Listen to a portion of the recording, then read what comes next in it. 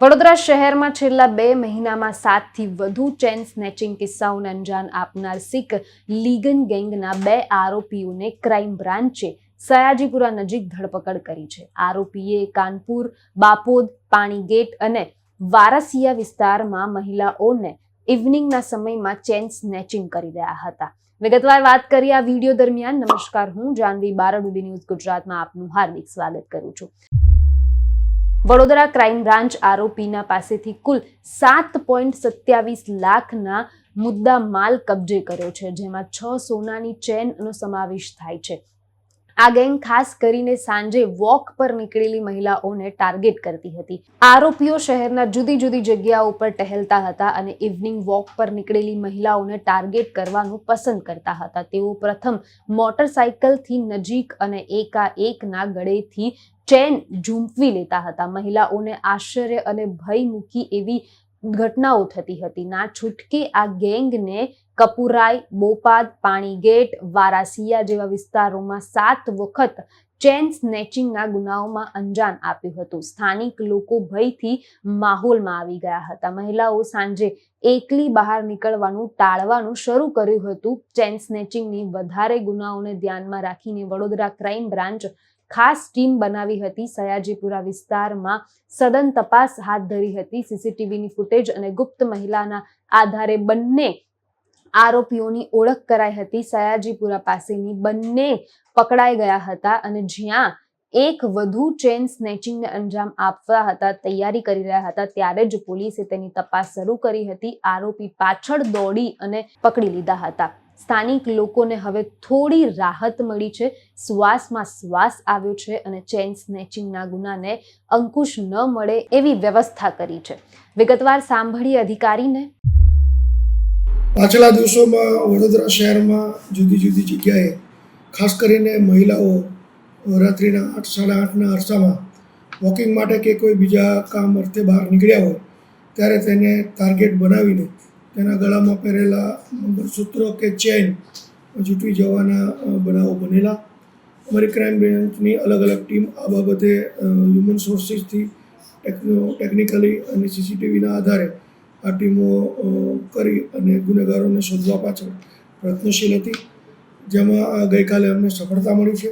વડોદરાના જ રહેવાસી એવા એક આરોપી તારાસિંહ કલ્લુસિંહ બાવરી અને બીજા છે દિલદારસિંહ તુફાનસિંહ બાવરી. આ બંનેને અમે ઝડપી પાડ્યા છે અને તેની પાસેથી 7 ગુનાનો મુદ્દામાલ મળ્યો છે અને વડોદરા શહેરના જ 7 ચેન સ્નેચિંગના ગુના ડિટેક્ટ થાય છે.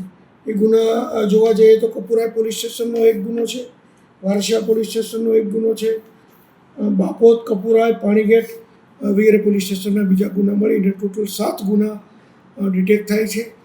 એમાં 6 ચેઇન અને 1 મંગળસૂત્ર તથા એક મોટરસાઇકલ હીરોનો કબજે કરવામાં આવેલ છે. ટોટલ જોઈએ તો 7,27,000નો મુદ્દામાલ કબજે કરવામાં આવેલ છે. આ 2 આરોપીઓને પકડવામાં આવેલ છે. તેને આગળ જ્યાં તપાસ થઈ રહી છે એ પોલીસ સ્ટેશનને સોંપવામાં આવશે અને પોલીસ સ્ટેશન લેવલે આગળની વધુ તપાસ કરવામાં આવશે.